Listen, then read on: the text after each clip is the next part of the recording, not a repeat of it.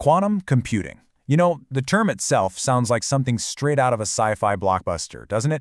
But here's the thing. This isn't fiction. This is a real technology, and it's on the verge of changing, well, pretty much everything. So in this explainer, we're going to cut through all the hype and really get to the bottom of what it is, how it works, and why it's such a massive game changer. And the stakes here are absolutely massive. We're not just talking about a little speed boost for your laptop. No way. This is a technology with the potential for an enormous economic impact. It's actually sparked this global race to build the first truly functional quantum computer. Whoever wins could redefine entire industries, from medicine all the way to finance. Okay, so we know it's a huge deal, but what is a quantum computer really? To get to the heart of it, we have to leave the nice, familiar world of our everyday computers behind and take a little trip into the super weird but wonderful realm of quantum mechanics. But before we dive into the how, let's start with the why. Why all the buzz? Well, the excitement around quantum computing is all about the monumental problems it could solve. I'm talking about problems that are completely unsolvable right now, even for the most powerful supercomputers on the planet. Just try to imagine this for a second. Designing brand new medicines by simulating molecules with perfect accuracy, or creating revolutionary new kinds of batteries. Think about communication systems that are literally unhackable, or a whole new era of AI and financial modeling. These aren't just small upgrades. These are total paradigm shifts, and they're all made possible by a new type of computing that can handle mind-boggling complexity.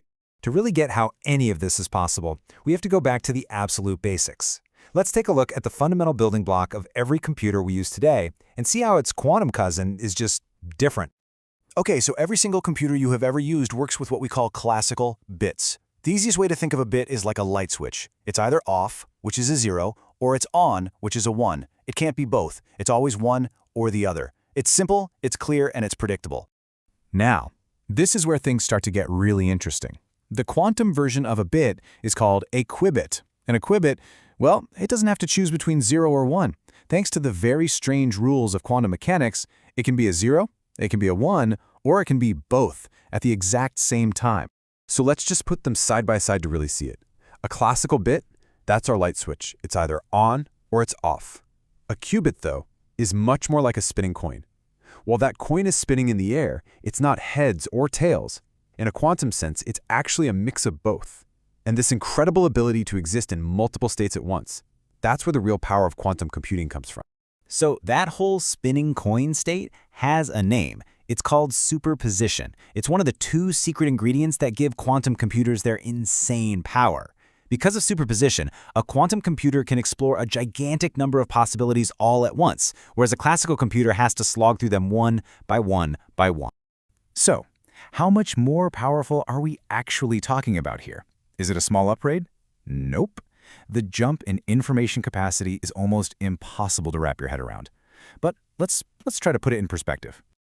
Okay, get this. Take a quantum computer with just 300 qubits. Now that sounds tiny, right? Your phone has billions of classical bits. But thanks to superposition, those 300 qubits can hold an almost unimaginable amount of information.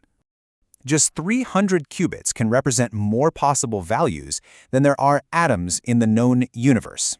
Let that sink in for a second.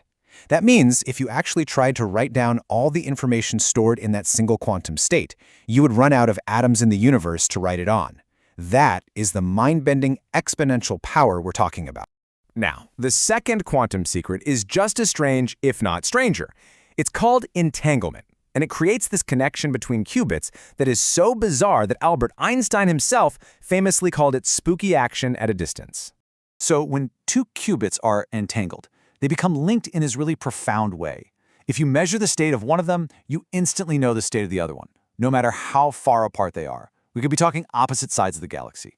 It's like they're communicating faster than the speed of light. Okay, let's try a little thought experiment. Imagine you entangle 2 electrons. You keep one here on Earth, and you send the other one 100 light years away. The very moment you measure the electron here and see that it's spin up, you know instantly that its partner, all the way across the galaxy, is also spin up.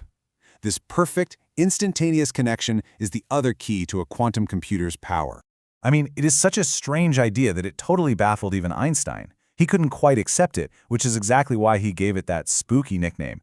But this mysterious connection is what allows quantum computers to perform these incredibly complex calculations. So with these two incredible tools, superposition and entanglement, you'd think we'd be all set, right? But building a useful quantum computer is a massive engineering challenge. It's not as simple as just, looking at the qubits to get the answers. And this brings us to a really critical question.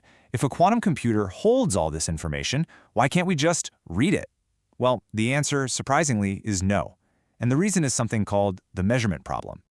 The moment you try to observe a qubit in superposition, the magic just disappears. Poof! The spinning coin falls and it lands on either heads or tails, a 0 or a 1. All that rich, complex, multi-state information collapses down into a single classical answer. So the real genius of quantum computing is creating algorithms where that one single answer you get is the exact one you were looking for. And that's exactly why a quantum computer is never going to replace your laptop. In fact, it's terrible at simple stuff, like adding 100 plus 100. A better way to think of it is as a specialized accelerator. It works alongside our classical computers to tackle a very specific type of problem, the kind that involves massive complexity and probability, not everyday math. Look, we are truly at the dawn of the quantum age. The potential is absolutely staggering. Superposition and entanglement give us a completely new way to process information. And as we get better and better at harnessing this strange quantum world, the real question becomes, what impossible problems will we finally solve? What new frontiers will we discover when we can at last speak the language of the universe itself?